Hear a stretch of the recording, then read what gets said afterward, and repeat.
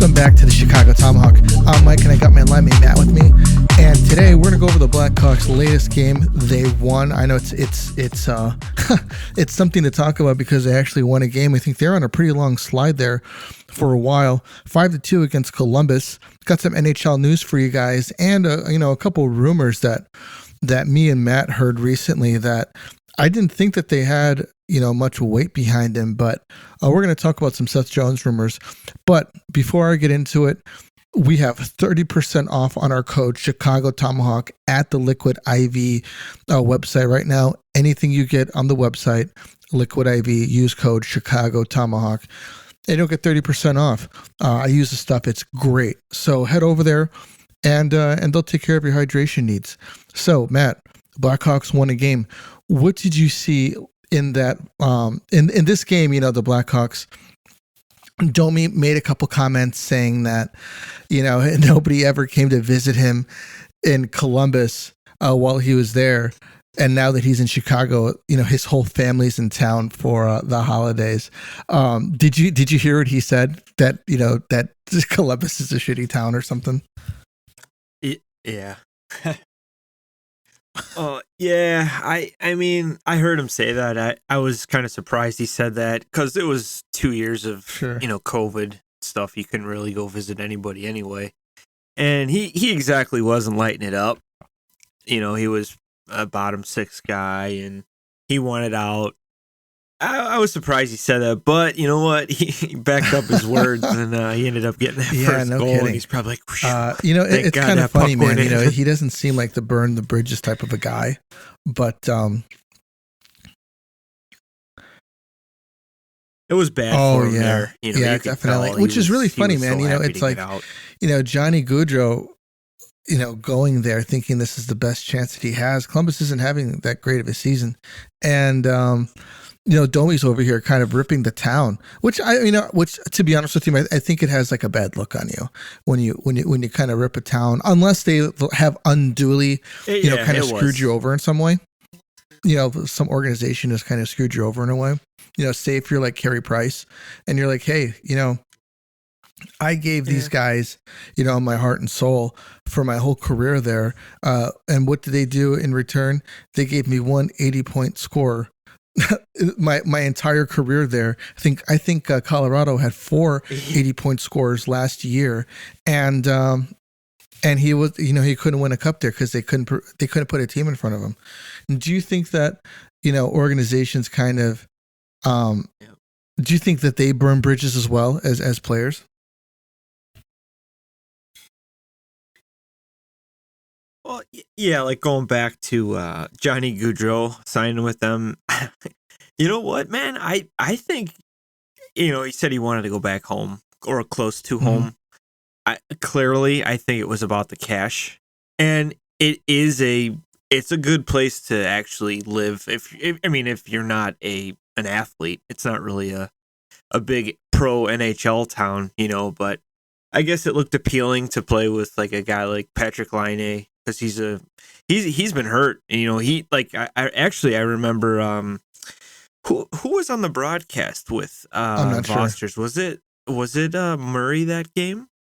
Because I think he said, "Wow, Patrick Laine looks very disinterested in this game," and you could just tell that town is just they had some expectations this season, and it's not really going well. And I actually engaged with a couple people from Twitter about Columbus, and it was friendly and everything, and they actually want to tank for Bedard as well, and they actually think they're going to get that pick. But it's crazy to think that when you just spent all this money for Johnny Hockey, you extended Patrick Laine, you got some good young players in the system too. You got that I think Cole Sillinger, who actually could have been a Blackhawk, but we traded that pick for Seth Jones. So yeah, I mean Elvis Merstelkas or whatever, I can't say his name correctly. He's out, and Zach Werenski's out. That's a huge piece, 2 huge pieces. So maybe it might be better to tank and go for the Connor Bedard. And can you imagine him with Johnny Hockey for the next couple seasons? That'd be pretty scary. Pull a Lindros. I don't think you don't have a choice.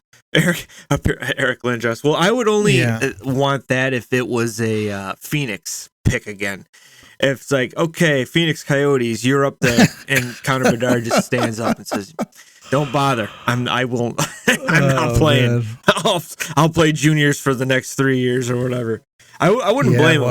The whole Lindros thing, going back to that, man, that was a disaster. He had an interview a couple of years ago talking about it. He goes, "I just didn't want to play for the owner. I had nothing to do with the city and everything." It's like that owner was just very terrible to his players and stuff. And I didn't know anything about the Nordiques, really. I only know like a couple players, like Joe Sakic was like, their guy, and I think they got 4 players that were on that Cup team really from good for a while, that Eric Lindros trade alone.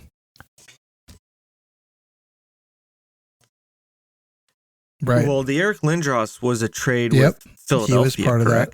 So I think Forsberg, right, was included. Yeah, I mean, it worked out for Colorado or the Nordiques franchise. So I don't think I've ever seen Philly even get close.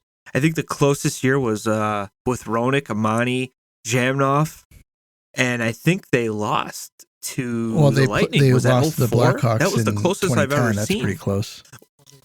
They were. Oh wow! I forgot. Wow, that was 2 a games bad. away.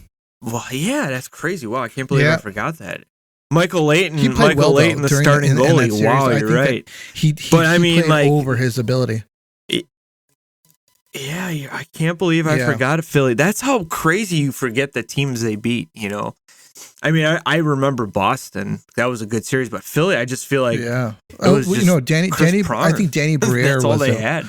Was a really underrated crazy. superstar. I can't believe I in forgot the about NHL. that. I think that he was really consistent his whole career. You know what though? They had no business being there. That's what's amazing. I can't believe I forgot that. That's insane. That's like my favorite Stanley Cup team, the 2010 Hawks, and I forgot who they. That was the best team. But damn, man, like that team had no business being there. I think Boston was up. I think weren't the Bruins up 3-0, 3 games nothing. They were on a tough them, team, man. I think Philly came back and won the next 4.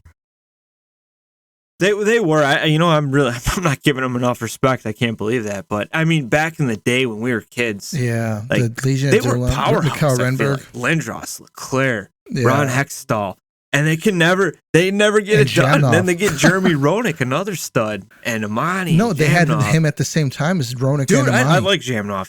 He was underrated. Yeah. The Blackhawk line, Wow, I got to give Philly a little bit more respect. I apologize. So, we completely digressed on that one. That's crazy. What did you? What stood out on that Blue Jackets win? Like, did you see like the defense kind of coming together a little bit? Do you like the offense kind of clicking a little bit, or were they just playing a bad team? You know what, man? I give Stalock a lot of credit. He's a good goalie, man. He's a competitor. I think he kept the Hawks in it. And the defense, I'm not sold on at all. I think they watch the puck too much. They let guys around him very easily. Connor Murphy, I'm tough on him. I don't know if you're a fan of him. I know a couple seasons ago you had a nice little article about him, and he had some promise, but I just feel like he's useless out there. Jake McCabe tries. He's physical. Seth Jones is just Seth Jones. He'll skate it and try to produce offense, but really in his own zone, he's not that great. But for me, it was the offense, and it was a physical game. There was a lot of scrums. It felt like a little bit of a playoff game. They were after every whistle fighting. I think Boris Kachuk he was reckless out there, man. He was taking some bad Carcillo-like penalties, like penalties at the wrong time. When you're up, you got a good lead and you give up a goal because of a stupid, undisciplined penalty. But Kaner and Taves stood out. I think Kaner played with a lot of confidence, shooting the puck. He's only got like 5 goals, man. That's not like Kaner at this time. By Christmas, usually he's close to like at least 15, 20. So I'm glad he's got to shoot more. I know he's getting a lot of chances. So, the one game he was doing everything. It's like he couldn't get the puck up, which is typically a problem that he doesn't have. And Taves looks confident. Yeah, I don't know what's up. It's got to be weighing on him, man. When you lose this much, it's like it's just not fun. You put on the skates and you're like, oh man, we're 7-game losing streak, 8 games, 10. We can't freaking buy a win. It's not fun. I got no one to pass to. Yeah. I don't have a DeBrincat anymore who just buries everything I give him, and it's got to be tough. 5 on him, goals, 20 assists on the season for Kaner. 25 points. Was it 33 games played so far, Matt?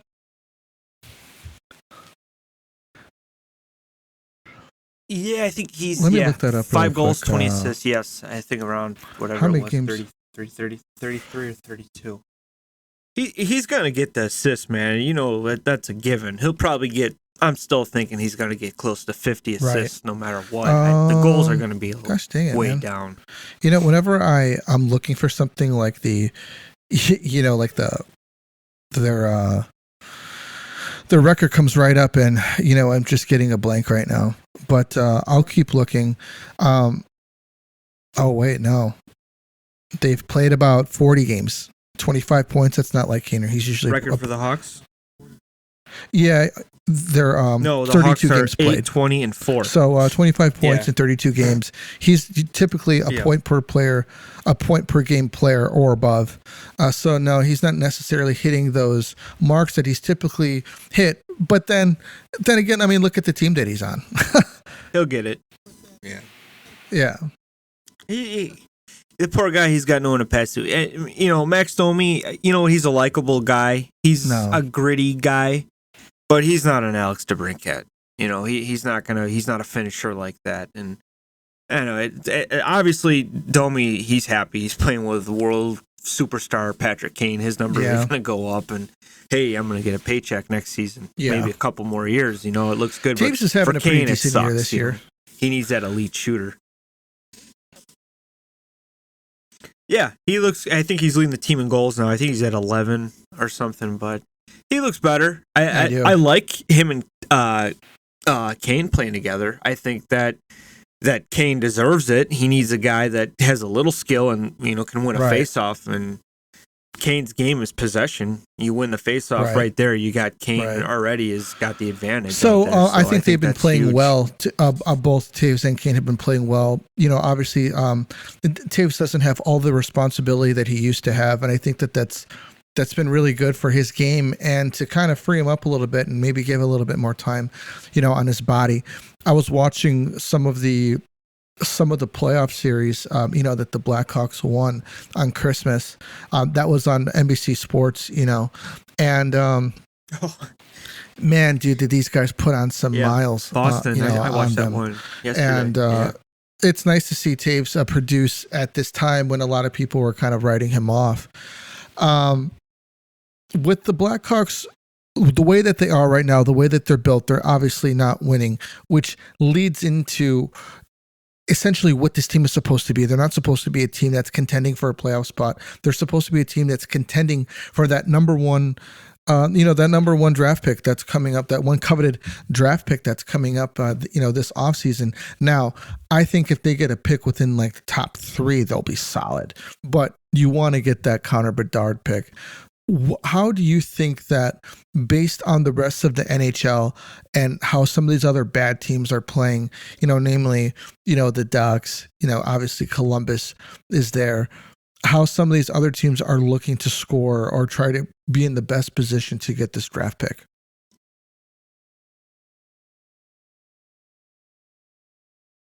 Well, yeah, I mean, I just hope I keep saying Phoenix, but Arizona, they are so stockpiled with first round picks. And they're playing young. That's their strategy. They're kind of throwing the young guys out. The Hawks aren't doing that. They're signing old school veteran guys and veteran goaltenders like Stalock and Mrazek to get, to compete, but to not win, it seems like. But Phoenix, I think, they're doing another thing. They're taking on, big salary just to get out of the cap basement. But I think Columbus, it was an accident. I mean, I think injuries hurt them. But now, if you're looking like, hey, there's no way we're gonna make it. So maybe they'll, send some guys down. I don't think they should, but like that Cole Sillinger, he's good, young, kind of. You don't want to rush these guys, and I think I was talking to this one guy about it, and he goes, "How come all like your young prospects aren't up right now?" I'm like, "Well, I think the Hawks are taking a very different stance since the Kirby Doc thing I said, because he had a lot of promise. He's still a good player, Kirby Doc. He is. It just didn't work out here, and you got to blame the management. They ruined it."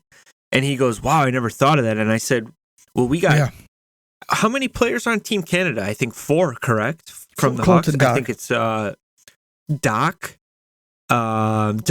Colton Doc, Del Maestro." Right. And Nolan Allen and Korchinski are actually playing in juniors together.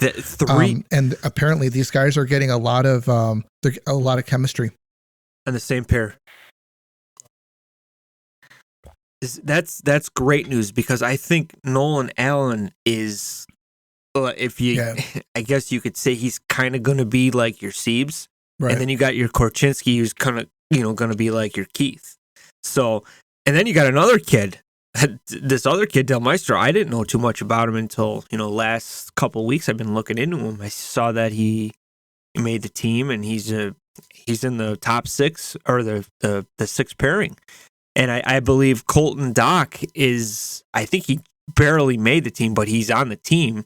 I don't know if he's playing, but that's a good sign for the Hawks. And I like what they're doing, preaching patience. And I think a lot of teams, like Columbus, they're bringing these kids up because they got nothing else, and that would make me nervous after watching what happened to Kirby Doc.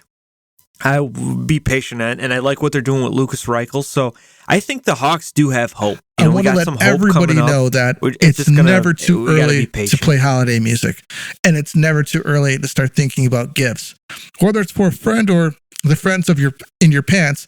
You can make this a season to be jolly with Manscaped. Do your little drummer boy a favor and use the Lawnmower 4.0 to avoid another silent night in the bedroom. Then add in Manscaped's top-of-the-line shower products to have the people thinking, all I want for Christmas is you. Santa cares about his sack, and you should too. Look nice when you get naughty by going to manscaped.com and use our code Tomahawk20 for free shipping and 20% off. Personally, I've used this Lawnmower 4.0, and it's a hell of a lot better than using an old pair of clippers. So go on ahead, go to Manscaped, manscaped.com, use our code Tomahawk20, and you get 20% off of anything on the website. Yeah, 100%.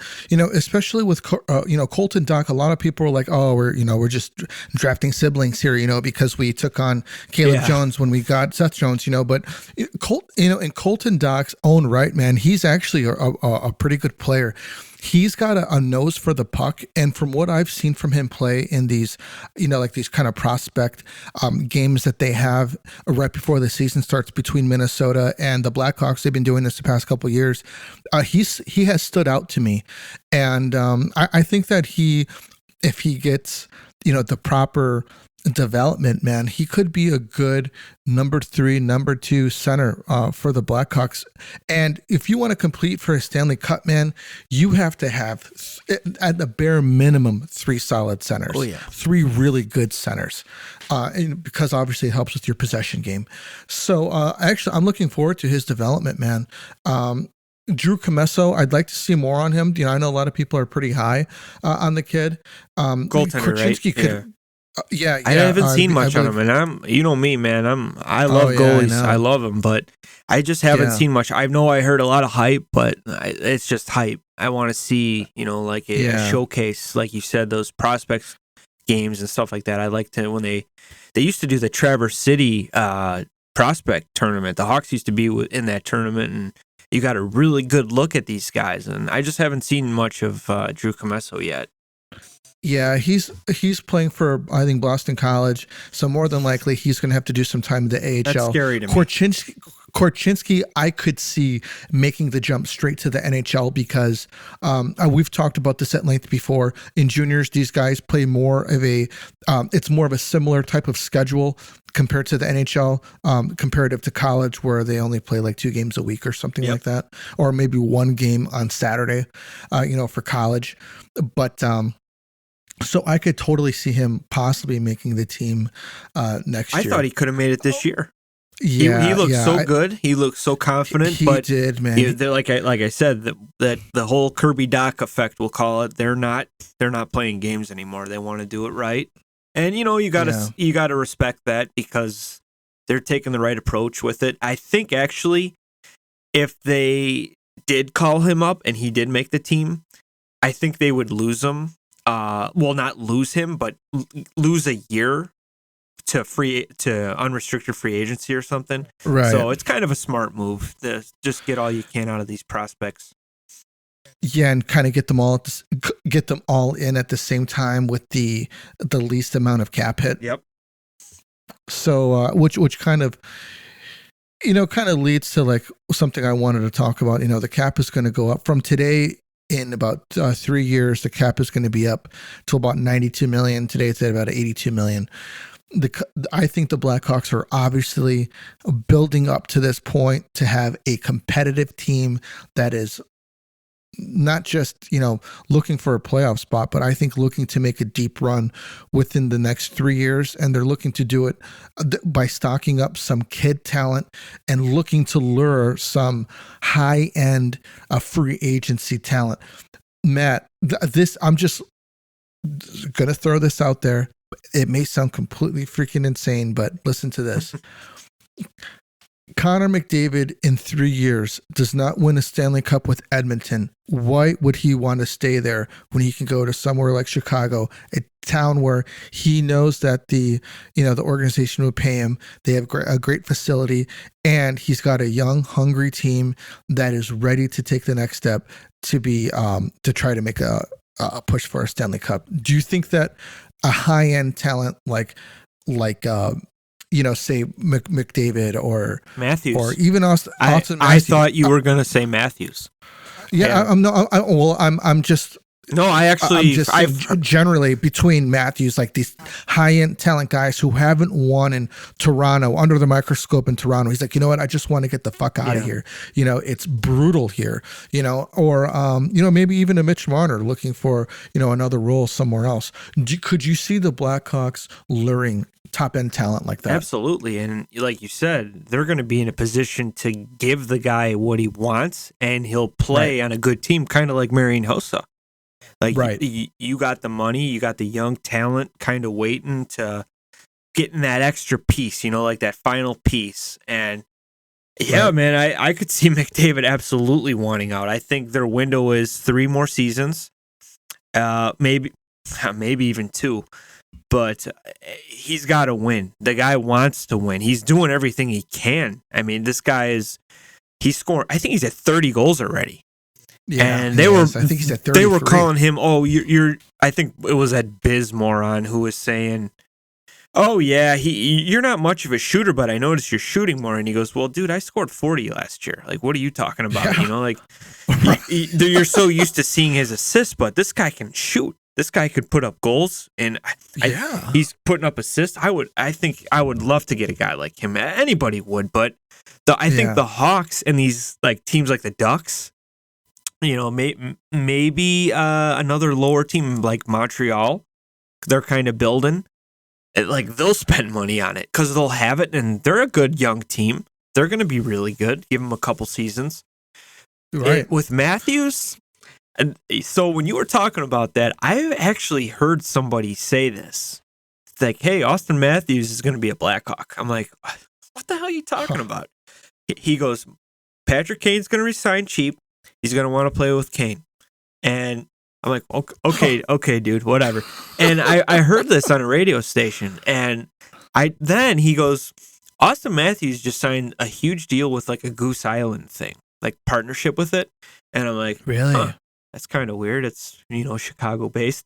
And he goes, if they don't win in Toronto, he will be a Blackhawk. And I'm like, and it makes you think like, okay, so what if Kane decided he wants to stay and they give him like I always say this, a 3-year, $18 million contract.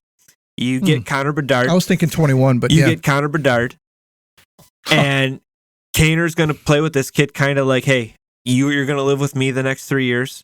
You're going to learn what Chicago's all about. And then free agency comes. Austin Matthews like, yeah, I want to play with you boys. I want to play with an elite little sniper, and I want the best American passer of all time. And I'm like, wow. And then Jonathan Taves is like, this sounds brilliant. I'll play a third, fourth line shutdown role, and nobody's going to fucking score. I'll be like Chemo Timonen. Just call me up when you need me, you know, at that point. Or even give me the assistant GM job at that time.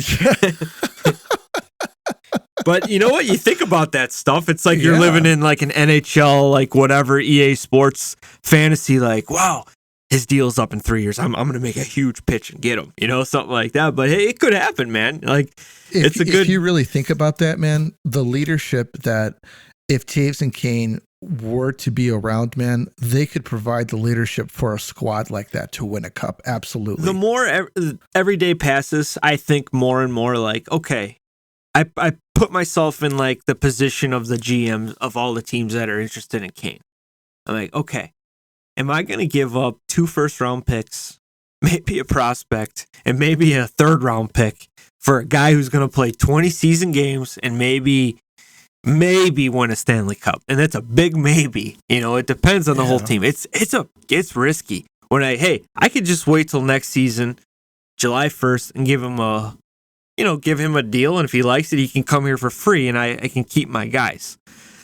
Right. So, I mean, as a fan, a Hawks fan, it's like, hey, you know what? I would like to get more picks, but I think just out of the respect for, you know, the guy who got drafted here, he gave everything. He built this club. He gave everything. 3 Stanley Cups. I was happy with 1, and then I got 2 more. I got to see 2 more in my life.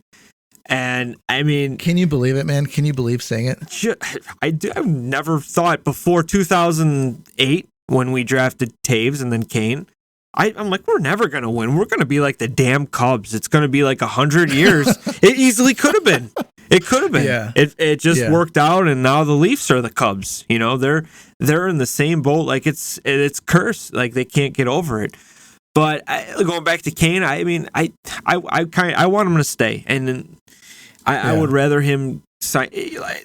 I sent you an article the other day. Remember that? He's saying he says he loves playing here. He would love to take the next step and move into a front office job with the Blackhawks after his career. It's almost like, hey, I don't want to leave. I just sign me for my remaining years, and when I'm done, move me up to the office and let me help out. I'm telling you, man. I've said it before. I know you have. He's happy with it. You know, he's happy with the life that he has here. You know, he gets to play hockey, which is what he loves. Yeah. He just loves to play hockey. You know, he is a winner and he wants to play competitively. But when he goes home at the end of the day, he's got his wife and his kid. Who knows? I'm sure that they're going to look to have another one. Yeah. You know, sure. She seems like a nice, down-to-earth girl that, you know, kind of, you know, keeps him kind of grounded in a way where it's like, you know, there's nothing for you out there to chase, you know. Maybe he has a really good home life and he's like, you know what, this is cool. You know, I don't want to go to New York. He's a king here. What am I going to do? You know, he goes outside here in Chicago, you know, the seas part for him. Oh yeah. Him, Jordan and Ditka could go anywhere they want together and they're not paying a cent for anything, you know? Yeah. Yeah. So, you know, really interesting, man. You know, the Blackhawks, I think, have just set themselves up. They have a lot of defensive, you know, back end talent that they are, you know, they've drafted a ton of guys and they've got a ton of prospects that they're looking to kind of build this blue line with, you know, and all that they need to do is get a few offensive guys that, you know, that they can just buy essentially because they're going to have a ton of kids on on small contracts, and they can spend some money. I mean, look for them to say, "Hey, Connor, do you want to come to Chicago for $15 million a year?" Hey, Austin, do you want to come to Chicago for $15 million a year and be a fucking king in this city? And they'll tell them, dude. I'll tell you what, man. Chicago, they love their sports players, man. They do. They love their legends, So yeah, really interesting hypothetical talk. Really quickly, I want to get into this rumor about Seth Jones that you brought up to me that I thought was really interesting about the Hawks looking to possibly deal him to Ottawa. Matt, do you think that it's on the table to move Seth Jones? If you're the Hawks, yes. If someone's calling and it's a fair deal, maybe a little retain cap. I like Seth Jones, I do. But if someone wants to pay, I think you got to pull the trigger. I was under the impression, and yes, this was a Stan Bowman move, that he was going to be, the future of the blue line for the Chicago Blackhawks. Them moving him, it's kind of like, well, so what's up? Kind of in a way. He had a good year last year. Not saying, the team was not good. The team's not that good this year, obviously. And if someone like Ottawa, I think they've been lacking a guy. Having a guy like that for many years now, and ever since my favorite forward, Erik Karlsson, left, you need a guy who can do that. I'm not saying he's good as Karlsson, but he could play. Seth Jones is a good player, good skater. That game I went to, my first game back in a long time, I noticed his skating ability. It's amazing. I would definitely, as Ottawa's saying, hey, we'll give you a prospect and a first-round pick for him. And we need you to take on like 25% of his cap for the next 4 or 5 years, whatever. I think I would do it, dude. I think I would if it gets us another first round pick. Ottawa's not, they're not that good this year either. They had some expectations, so that would be a good first round pick for you. In all honesty, that's a squad that was looking to take that next step. Yep. They signed to Brinkett. They got a good line going there, man, and they're not hitting any of their expectations. No, they got Brady Tkachuk, who's been okay. They got Claude Giroux. I don't give, like I said, I didn't give Philly enough respect, but Giroux is not the same guy he was. He's got 1,000 points, I think, in this league. I think he's got 1,000 games. He's a good player. But he's over the hill. But look at the last deadline. Florida gave a first-round pick to Philly for him and a top prospect. That's just insane to me. Yeah. And it makes me think, like, okay, Claude Giroux just got a first-round pick. Florida gave up a first-round pick and their top prospect, Owen Power. What the hell is Patrick Kane going to get if it happens? I mean, he deserves 3 first-round picks. You know what I'm saying? And, Seth Jones easily could bring in. I think it just, if you want him, I think he got it. I think he's worth a first round pick. To me, he is. I think so. I don't know if it would be the smartest decision for them, but at least Ottawa would know, like, hey, we're getting a guy who has got a lot of games in the NHL. He knows what he's doing. And if they really like him, they're going to do it. And if Ryan Reynolds is going to buy the team, he said he's spending up to the cap. I don't know if you heard anything about that. He wants to make Ottawa a team that's like the Toronto Maple Leafs. They're spending and they're going for it every year. It always seems like they're at the bottom, or they're kind of like a Milwaukee Brewers type team. Like, we're not going to spend. We're a small market team, blah, blah, blah. And I think Ryan Reynolds wants them to be, like an elite force to be reckoned with. Yeah. He's got a good business mind, man. He seems to do well in the businesses that he ventures into. He doesn't stray too far from his personality, which is good for him. But I would definitely take him seriously if he's looking to head a initiative to buy this team, getting a group of guys together to put in for the money to do it. I know it's going to take a lot of cash, but now here's the real question: is Alex DeBrincat going to re-sign with those guys? I don't think so. I don't think so. Do you think he would have done it already? Yes, I think he would have done it, and him not potting in the goals like he was doing I think that's kind of hurting him. He is getting assists. He's actually doing pretty well with his assists, but he's a shooter, man. And it would be kind of funny if he came back, wouldn't it? Like, hey, you know what? Well, I think I want to play with Patrick Kane again. I had fun. My numbers were good, and it was just they were bros, man. And I was a king in Chicago. Yeah. And if you, like I said, we land that first round pick, it's going to be Connor Bedard, and I think the other kid, what's his name, Adam Fantelli, or was that it? Something. He's on Team Canada. By the way, those two tried the Michigan move today in the game. They both failed, and the Team Canada ended up getting dropped 5-2 to Chechnya or whatever it was. I forget. Oh god. So if the Hawks can get him, Connor Bedard, I could see a lot of players. Hey, I want to go play in Chicago again. This kid's going to be a stud. And actually, Patrick Kane even said in this prospect showcase they had with all the NHL players, like a camp type of thing, he goes, he was the one kid I noticed, and he really stood out even with NHL players there. He's like, this kid really stood out, and he's going to be an elite player for the next couple of years. So that's another thing in my head, like, whoa, okay, Kaner notices this kid. Maybe Kaner's going to want to stay, and maybe Kaner will re-sign when it's official after this draft lotto. Whoever gets it, maybe we'll get more on Kaner. Like, okay, first round picks is ours. Yep, give me that 4-year deal. I'm in. Yeah.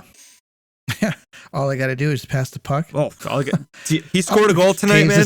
Very good. Taze is like, all I got to do is win faceoffs. No problem. Well, he scored a really nice goal tonight.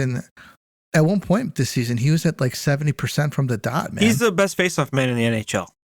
Taves. Yeah. That's a fact, I think, right now. I don't have the stat, but the last, every game we hear it from Vosters. Every time somebody scores two, he still pisses me off. It's he shoots, he scores. It's not a shot and a score. It's he shoots, he scores. Right. Well, all right, everybody. That's all that we got for you tonight. Just some hockey talk for you. Want to wish everybody happy holidays. Hope everyone had a happy holiday. Just a great time of year. Great time that I appreciate with my family. I hope everybody else had a great time with their holiday. Be sure to go to the Liquid IV site, get 30% off, and everybody have a great night. This is a Tomahawk. We're out of here.